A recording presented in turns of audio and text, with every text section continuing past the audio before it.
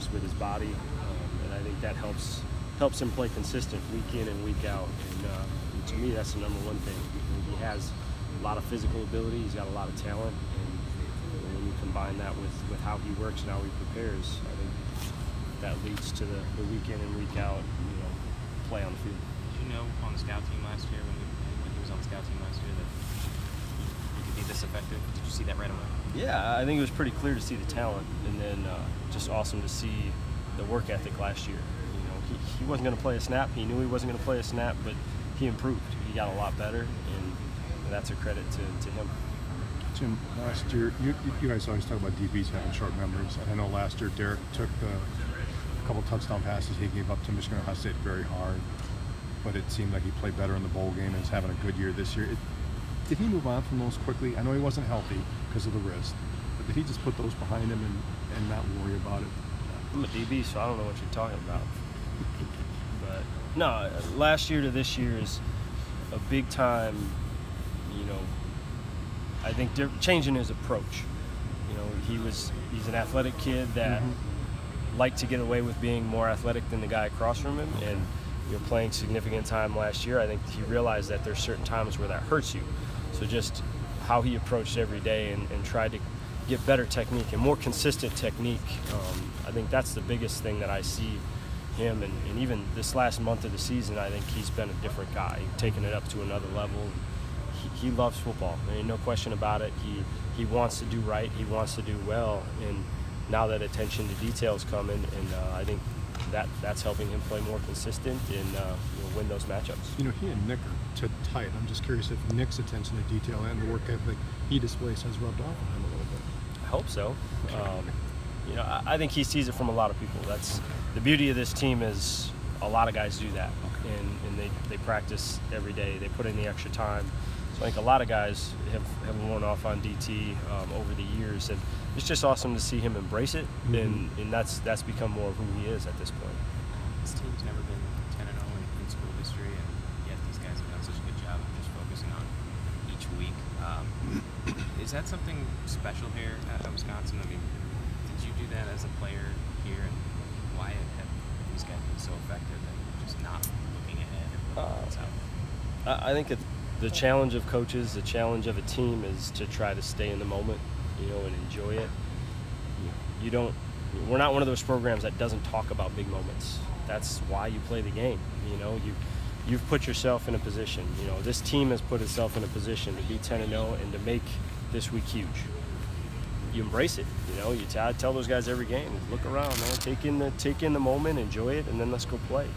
And I think just the consistency of the message that the coaches, this program, the development aspect of it, and just don't worry about everybody else. Let's just win how we win. And like that consistency helps the kids. I think it's something that they've really bought into, and then you give a lot of credit to the leaders in that locker room as far as keeping guys in line and keeping them focused on the task at hand. You moved Trell to safety this offseason. Did you do that mainly because you just needed him there, or did you see something in him that made you think this guy should be at safety? Well, first and foremost, I thought he was talented enough that he had to play every snap. And I thought the move to safety could be very good for him, just with how he plays, the physicality he brings, and the athletic ability. I thought it could be a good position for him, and luckily he's proven me right. He's done a great job, and I think he really embraced that challenge of doing something new, which he's done in the past in this program. So maybe it would have been best to keep him where he was, but I thought for the team, it was the right move to make. Is it kind of amazing what he can do in the weight room at his size? Yeah, it's pretty freaky athletic ability and strength and things like that, and he works. It's pretty fun to go watch a kid like that, just naturally what he can do, and then the extra time he spends to kind of transform himself, and he's kind of a chameleon a little bit. He's done a lot of different things in this program, and he's pretty much done them all well. It's been a long time since you played these guys, but do you have any memories? I think it was 2 games, 01 and 02. Yeah, we played in my freshman and sophomore years, and obviously it's a very talented team. They always are. Very talented team, well-coached team, and they bring a lot of support with them. And they're very strong belief in who they are and what they do, and they think they can go anywhere and win. So it's going to be a big challenge. You give them a lot of credit for what they've done as a program and who they are this year. And, to replace the talent that they lost a year ago and to be where they're at is pretty impressive. So it's going to be a battle. We know that. There's no surprise there, and I think our guys are excited for that challenge. Tyndall said what you just said, only in a little stronger words, about thinking they can go anywhere and win. Yeah, no, I mean, DT says things a little different than me. I'm going to let him do that. But, yeah, Michigan is a traditional program. They've always been talented and, for the most part, always been good. So they have a pretty good belief in themselves. So that doesn't change how we have to approach this game and the outcome we want. Do you feel like you've seen their offense change much since they started using Peters at quarterback compared to the others they've been using? I think number one, you just see how effective they are running the ball right now, and teams have not made Peters beat them. Not that he can't. Nobody's been able to make him assume that role on the team. So it's kind of one of those things where if it ain't broke, don't fix it. They're running the football. They got great running backs, great O-line, and tight ends, fullbacks, a lot of different personnel groups they use. They're doing it extremely well, and you have to try to make a team one-dimensional, and obviously they want to run the football right now. Leon Jacobs and Joe Ferguson are having good senior seasons.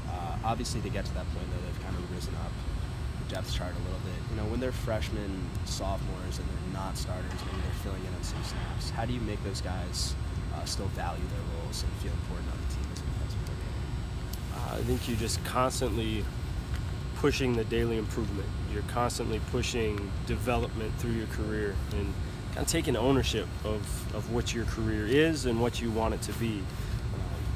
If you're not where you'd like to be, change it, and having the wherewithal to put it on your shoulders and not always look somewhere else. And our kids, for the most part, they really do that. They embrace the fact that if they want to get better, you might have to do a little bit extra. You might have to find a little bit different way to get the job done.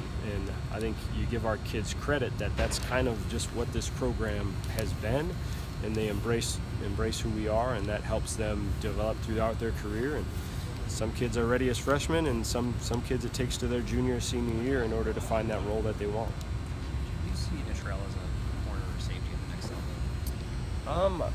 Talked to a lot of different guys and heard a lot of different opinions. Some teams have the opinion that you always start kids like that at corner and you play them there till they can't, until you find out they can. Others see him as a very athletic safety and you want to go that route. So to me, it kind of just depends on the philosophy of where he were to end up, which I think he'll end up at that level because he has that talent. So I don't know what his best position is, but credit to him is that he's made himself versatile enough to be in a lot of different conversations. When it comes to some of the offensive linemen, Austin Ramish had some good blocks. What is it, being a former defensive back, being on the receiving end of one of those pancake blocks? What does it do for a defense's psyche? It definitely takes a little bit of your heart away when you're getting run over like that. It's never fun. It's never something. It's one of those things. I don't care who you are. You play this game long enough, it's going to happen to you, and you just try to have that short memory of it and move on. But it is hard. You remember that, and all of a sudden, that next time you see a tight end or a fullback or an offensive lineman running downhill on you, you kind of have that thought in your head at times. So, big credit to what our O-line, those guys up front, have done this season, and they're putting a lot of pretty impressive things on tape. Has Dakota gotten work this week so far? Yeah, Dakota, I'm excited about where he's at, and the beauty is now I think you saw what Joe can do, and just adds to your depth, adds to your flexibility, and Dakota I think is starting to feel healthy, which is good. Do you feel like you'll see, with just how Joe's played and then even how Eric played on Saturday, do you feel like you go to some sub packages with three safeties just because of the talent? I mean, you have talent at cornerback and safety, but just with the progression that you've seen out of the safeties. Yeah, week to week you have a game plan of just personnel and how to attack an offense, and the beauty is you're seeing more and more guys step up and prove that they can handle those roles. And whatever it is week to week, it might not be every snap, it might be a handful of snaps. I think you're seeing, the thing that's making me happy is just seeing that those guys are proving that they can handle that role and maybe even a little bit more than what they're getting at the current moment. Time for a couple more guys. Intel's speed, has that been kind of a game changer for your defense? Just how much grinding you have out there? I think at times it's been very nice for us, and I think offenses kind of have to know where he is, and it's fun to have athletic pieces in this secondary that you can do multiple things, and you're never afraid to call man coverage because you know you got guys that can lock it down, and if you're in zones, like you said, he covers a lot of ground. Quarterbacks, they got to be on point if they want to throw the ball down the field. I saw a stat that said he hasn't missed. He's played more snaps than any safety in the country that hasn't missed a tackle. Does it surprise you at all, or? I hope it continues. He was a great tackler. That was what made going to safety very, very easy to me, is the physicality he brought and just how he tackled. So hopefully he continues to play that way. But it wasn't a shock to anyone in this building here. I think we all knew he could do that.